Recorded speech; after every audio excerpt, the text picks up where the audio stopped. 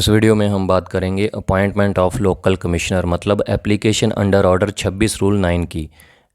Application जो होती है 26 रूल 9 की वो लोकल कमिश्नर को अपॉइंट करने के लिए होती है। ये सिविल केसेस के अंदर लोकल कमिश्नर अपॉइंट किया जाता है। क्यों किया जाता है? क्योंकि जब दो पार्टीज़ के बीच में आपस में कोई मकान को लेकर, किसी जगह को लेकर, किसी प्लॉट को लेकर, किसी प्रॉपर्टी को लेकर अगर कोई झगड़ा होता है, कोई दुकान भी हो सकती है, तो प्लेंटिफ की तरफ से या फिर डिफेंडेंट की तरफ से कोर्ट में ये एप्लीकेशन लगाई जाती है अंडर ऑर्डर 26 रूल 9 की और कोर्ट को आग्रह किया जाता है कि आपकी तरफ से किसी शख्स को अपॉइंट कर दिया जाए जो कि मौके पर जाकर एक रिपोर्ट तैयार करवाए, और फ़ोटोज़ वगैरह भी वहाँ पर क्लिक की जाती हैं उस लोकल कमिश्नर के द्वारा, और कोर्ट को ये रिपोर्ट सबमिट की जाती है कि दोनों पार्टीज़ के बीच आपस में झगड़ा क्या है और इस टाइम जो प्रॉपर्टी का करंट स्टेटस क्या है।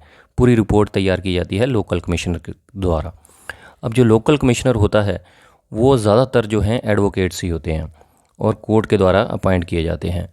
अब उस लोकल कमिश्नर की जो है एक फ़ीस तय की जाती है कोर्ट के द्वारा, और ये फ़ीस देता कौन है? जिस पार्टी ने वो एप्लीकेशन लगाई होती है। मान के चलिए अगर प्लेंटिफ ने लगाई है, अगर आपकी एप्लीकेशन अलाउ हो जाती है तो फिर प्लेंटिफ को ये फ़ीस देनी पड़ेगी। अगर डिफेंडेंट ने लगाई है तो डिफेंडेंट को देनी पड़ेगी। ज़्यादातर ये 2 से लेकर 5,000 तक होती है, कहीं पर 2,000, कहीं पर 3,000, ये कोर्ट पे डिपेंड करता है। ज़्यादातर ये 2 से 5,000 के बीच में होती है। उसके बाद जो लोकल कमिश्नर होता है, देखिए सबसे पहले जब लोकल कमिश्नर की अंडर ऑर्डर 26 रूल 9 की एप्लीकेशन कोर्ट के द्वारा कोर्ट में लगाई जाती है किसी पार्टी के द्वारा, उसके बाद दूसरी पार्टी से इसका रिप्लाई भी मांगा जाता है और फिर दोनों पार्टीज़ की आपस में मतलब कोर्ट के अंदर बहस होती है उस एप्लीकेशन के ऊपर, और उसके बाद आपकी एप्लीकेशन अलाउ भी हो सकती है और डिसमिस भी हो सकती है।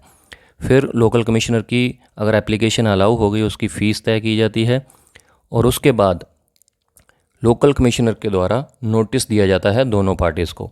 ऑर्डर लेने के बाद, ऑर्डर की कॉपी लेने के बाद कोर्ट में से वो जो लोकल कमिश्नर अपॉइंट हुआ है वो नोटिस करता है दोनों पार्टीज़ को और उनको बताता है कि इस टाइम को उस जगह पे मैं पहुंचूंगा और आप दोनों भी वहां पर आ जाइए।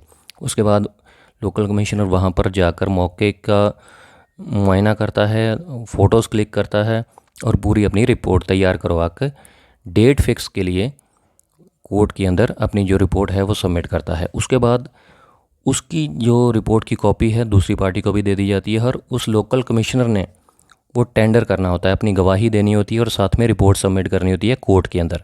उसके बाद उसका क्रॉस भी होता है लोकल कमिश्नर का दूसरी पार्टी के द्वारा। तो इस तरीके से ये लोकल कमिश्नर की एप्लीकेशन होती है अंडर ऑर्डर 26 रूल 9 की।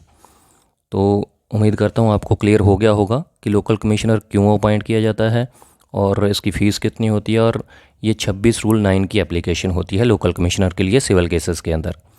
अगर आपको अभी भी कोई कन्फ्यूजन रह गई हो तो आप कमेंट कर सकते हैं। बिल्कुल सिंपल तरीके से समझाने की कोशिश की है मैंने।